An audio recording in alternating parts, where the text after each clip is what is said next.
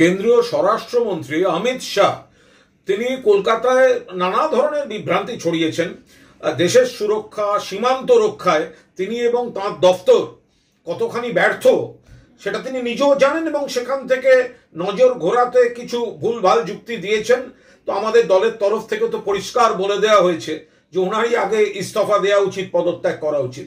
আরেকটি বিষয় দেখুন যে অভিষেক বন্দ্যোপাধ্যায় আমাদের সর্বভারতীয় সাধারণ সম্পাদক যখন ভারতবর্ষের হয়ে সর্বদলীয় প্রতিনিধি দলে এই জঙ্গিদের বিরুদ্ধে, আতঙ্কবাদের বিরুদ্ধে, পাকিস্তানের বিরুদ্ধে তিনি যখন বিভিন্ন দেশে প্রতিনিধিত্ব করছেন, সেই সময় এই অমিত শাহ তৃণমূল কংগ্রেস, মমতা বন্দ্যোপাধ্যায় সরকার এবং অভিষেক বন্দ্যোপাধ্যায়কে আক্রমণ করছেন।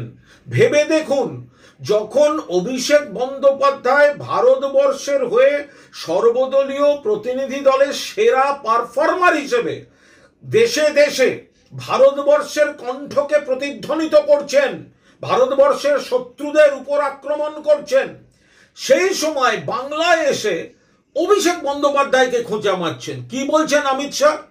তিনি অভিষেক বন্দ্যোপাধ্যায়কে খোঁচা মেরে বলছেন মমতা বন্দ্যোপাধ্যায়ের পর তার ভাইপো কি মুখ্যমন্ত্রী হবে, হতে দেব না। মুখ থেকে তো বেরিয়ে গেছে, শয়নে স্বপনে জাগরণে। মমতা বন্দ্যোপাধ্যায় দীর্ঘদিন, তারপর অভিষেক বন্দ্যোপাধ্যায়। বিজেপি কই? বিজেপির কোনো ভবিষ্যৎ নেই। অমিত শাহজি আপনার মুখ দিয়ে যা বেরিয়েছে, চ্যালেঞ্জ নিয়ে বলছি, মমতা বন্দ্যোপাধ্যায় এখনো দীর্ঘদিন মুখ্যমন্ত্রী থাকবেন, আপনারা তাকে হারাতে পারবেন না এবং ভবিষ্যতে তারপর মুখ্যমন্ত্রী হবেন অভিষেক বন্দ্যোপাধ্যায়। আপনার মুখ থেকে যেটা বেরিয়েছে সেটা বাংলার মানুষ সত্যি করে আপনাকেই উপহার দেবে। সেই উপহারটা গ্রহণ করার জন্য প্রস্তুত থাকুন। এ রাজ্যে বিজেপির কোনো ভবিষ্যৎ নেই। কেন্দ্রীয় স্বরাষ্ট্রমন্ত্রী অমিত শাহ তিনি কলকাতায় নানা ধরনের বিভ্রান্তি ছড়িয়েছেন। দেশের সুরক্ষা, সীমান্ত রক্ষায় তিনি এবং তাঁর দফতর কতখানি ব্যর্থ সেটা তিনি নিজেও জানেন এবং সেখান থেকে নজর ঘোরাতে কিছু ভুলভাল যুক্তি দিয়েছেন। তো আমাদের দলের তরফ থেকে তো পরিষ্কার বলে দেওয়া হয়েছে যে ওনারই আগে ইস্তফা দেওয়া উচিত, পদত্যাগ করা উচিত। আরেকটি বিষয় দেখুন যে অভিষেক বন্দ্যোপাধ্যায় আমাদের সর্বভারতীয় সাধারণ সম্পাদক যখন ভারতবর্ষের হয়ে সর্বদলীয় প্রতিনিধি দলে এই জঙ্গিদের বিরুদ্ধে, আতঙ্কবাদের বিরুদ্ধে, পাকিস্তানের বিরুদ্ধে তিনি যখন বিভিন্ন দেশে প্রতিনিধিত্ব করছেন, সেই সময় এই অমিত শাহ তৃণমূল কংগ্রেস, মমতা বন্দ্যোপাধ্যায় সরকার এবং অভিষেক বন্দ্যোপাধ্যায়কে আক্রমণ করছেন। ভেবে দেখুন, যখন অভিষেক বন্দ্যোপাধ্যায় ভারতবর্ষের হয়ে সর্বদলীয় প্রতিনিধি দলের সেরা পারফর্মার হিসেবে দেশে দেশে ভারতবর্ষের কণ্ঠকে প্রতিধ্বনিত করছেন, ভারতবর্ষের শত্রুদের উপর আক্রমণ করছেন, সেই সময় বাংলায় এসে অভিষেক বন্দ্যোপাধ্যায়কে খোঁচা মারছেন। কি বলছেন অমিত শাহ? তিনি অভিষেক বন্দ্যোপাধ্যায়কে খোঁচা মেরে বলছেন মমতা বন্দ্যোপাধ্যায়ের পর তার ভাইপো কি মুখ্যমন্ত্রী হবে, হতে দেব না। মুখ থেকে তো বেরিয়ে গেছে, শয়নে স্বপনে জাগরণে। মমতা বন্দ্যোপাধ্যায় দীর্ঘদিন, তারপর অভিষেক বন্দ্যোপাধ্যায়। বিজেপি কই? বিজেপির কোনো ভবিষ্যৎ নেই। অমিত শাহজি আপনার মুখ দিয়ে যা বেরিয়েছে, চ্যালেঞ্জ নিয়ে বলছি, মমতা বন্দ্যোপাধ্যায় এখনো দীর্ঘদিন মুখ্যমন্ত্রী থাকবেন, আপনারা তাকে হারাতে পারবেন না এবং ভবিষ্যতে তারপর মুখ্যমন্ত্রী হবেন অভিষেক বন্দ্যোপাধ্যায়। আপনার মুখ থেকে যেটা বেরিয়েছে সেটা বাংলার মানুষ সত্যি করে আপনাকেই উপহার দেবে। সেই উপহারটা গ্রহণ করার জন্য প্রস্তুত থাকুন। এ রাজ্যে বিজেপির কোনো ভবিষ্যৎ নেই। কেন্দ্রীয় স্বরাষ্ট্রমন্ত্রী অমিত শাহ তিনি কলকাতায় নানা ধরনের বিভ্রান্তি ছড়িয়েছেন। দেশের সুরক্ষা, সীমান্ত রক্ষায় তিনি এবং তাঁর দফতর কতখানি ব্যর্থ সেটা তিনি নিজেও জানেন এবং সেখান থেকে নজর ঘোরাতে কিছু ভুলভাল যুক্তি দিয়েছেন।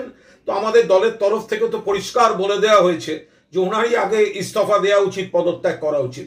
আরেকটি বিষয় দেখুন যে অভিষেক বন্দ্যোপাধ্যায় আমাদের সর্বভারতীয় সাধারণ সম্পাদক যখন ভারতবর্ষের হয়ে সর্বদলীয় প্রতিনিধি দলে এই জঙ্গিদের বিরুদ্ধে, আতঙ্কবাদের বিরুদ্ধে, পাকিস্তানের বিরুদ্ধে তিনি যখন বিভিন্ন দেশে প্রতিনিধিত্ব করছেন, সেই সময় এই অমিত শাহ তৃণমূল কংগ্রেস, মমতা বন্দ্যোপাধ্যায় সরকার এবং অভিষেক বন্দ্যোপাধ্যায়কে আক্রমণ করছেন। ভেবে দেখুন, যখন অভিষেক বন্দ্যোপাধ্যায় ভারতবর্ষের হয়ে সর্বদলীয় প্রতিনিধি দলের সেরা পারফর্মার হিসেবে দেশে দেশে ভারতবর্ষের কণ্ঠকে প্রতিধ্বনিত করছেন, ভারতবর্ষের শত্রুদের উপর আক্রমণ করছেন, সেই সময় বাংলায় এসে অভিষেক বন্দ্যোপাধ্যায়কে খোঁচা মারছেন। কি বলছেন অমিত শাহ?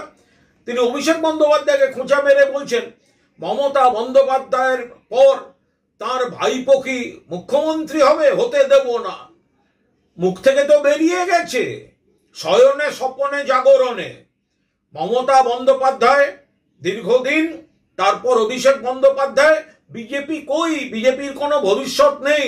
অমিত শাহজি, আপনার মুখ দিয়ে যা বেরিয়েছে, চ্যালেঞ্জ নিয়ে বলছি, মমতা বন্দ্যোপাধ্যায় এখনো দীর্ঘদিন মুখ্যমন্ত্রী থাকবেন, আপনারা তাকে হারাতে পারবেন না, এবং ভবিষ্যতে তারপর মুখ্যমন্ত্রী হবেন অভিষেক বন্দ্যোপাধ্যায়। আপনার মুখ থেকে যেটা বেরিয়েছে সেটা বাংলার মানুষ সত্যি করে আপনাকেই উপহার দেবে। সেই উপহারটা গ্রহণ করার জন্য প্রস্তুত থাকুন। এ রাজ্যে বিজেপির কোনো ভবিষ্যৎ নেই। কেন্দ্রীয় স্বরাষ্ট্রমন্ত্রী অমিত শাহ তিনি কলকাতায় নানা ধরনের বিভ্রান্তি ছড়িয়েছেন। দেশের সুরক্ষা, সীমান্ত রক্ষায় তিনি এবং তাঁর দফতর কতখানি ব্যর্থ সেটা তিনি নিজেও জানেন, এবং সেখান থেকে নজর ঘোরাতে কিছু ভুলভাল যুক্তি দিয়েছেন। তো আমাদের দলের তরফ থেকে তো পরিষ্কার বলে দেওয়া হয়েছে যে ওনারই আগে ইস্তফা দেওয়া উচিত, পদত্যাগ করা উচিত। আরেকটি বিষয় দেখুন, যে অভিষেক বন্দ্যোপাধ্যায় আমাদের সর্বভারতীয় সাধারণ সম্পাদক যখন ভারতবর্ষের হয়ে সর্বদলীয় প্রতিনিধি দলে এই জঙ্গিদের বিরুদ্ধে, আতঙ্কবাদের বিরুদ্ধে, পাকিস্তানের বিরুদ্ধে তিনি যখন বিভিন্ন দেশে প্রতিনিধিত্ব করছেন, সেই সময় এই অমিত শাহ তৃণমূল কংগ্রেস, মমতা বন্দ্যোপাধ্যায় সরকার এবং অভিষেক বন্দ্যোপাধ্যায়কে আক্রমণ করছেন। ভেবে দেখুন, যখন অভিষেক বন্দ্যোপাধ্যায় ভারতবর্ষের হয়ে সর্বদলীয় প্রতিনিধি দলের সেরা পারফর্মার হিসেবে দেশে দেশে ভারতবর্ষের কণ্ঠকে প্রতিধ্বনিত করছেন, ভারতবর্ষের শত্রুদের উপর আক্রমণ করছেন, সেই সময় বাংলায় এসে অভিষেক বন্দ্যোপাধ্যায়কে খোঁচা মারছেন। কি বলছেন?